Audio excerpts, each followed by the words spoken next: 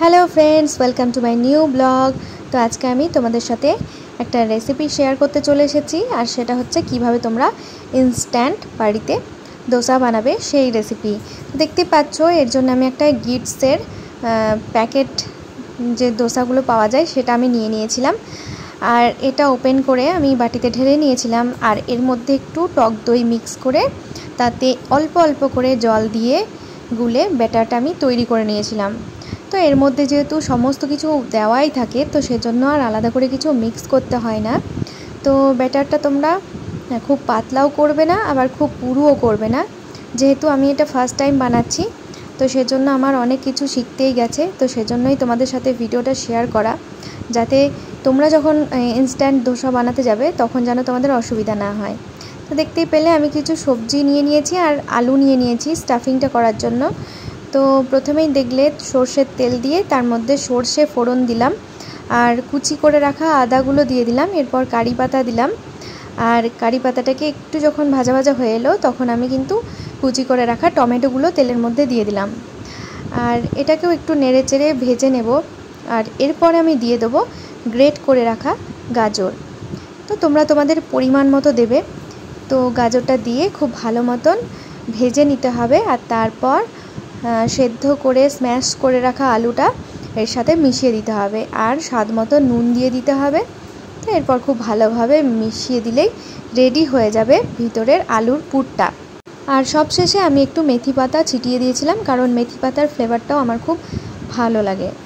তো এরপর ভালো করে মিক্স করে দিলেই হয়ে গেল ভিতরের আলু স্টাফিংটা। একটু ঠান্ডা হয়ে গেলে হাতে করে খুব ভালোভাবে মেখে নিতে হবে।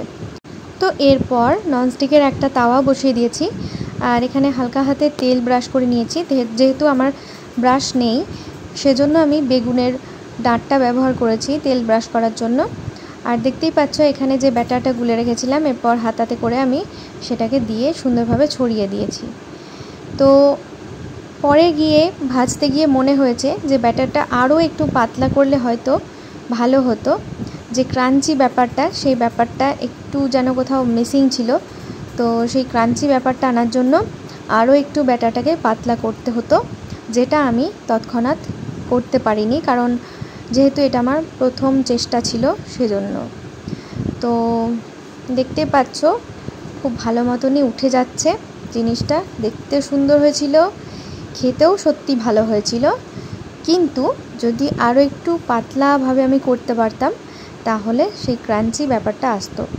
আর এখানে আমার দোসাগুলো একটু সাইজে ছোট ছোটোই হয়েছে, একদম মিনি ধোসা যাকে বলে।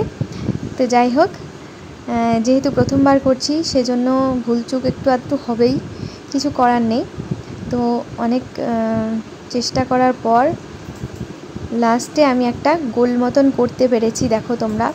তো আমার ছেলের তো ধোসা খুব প্রিয় একটা খাবার।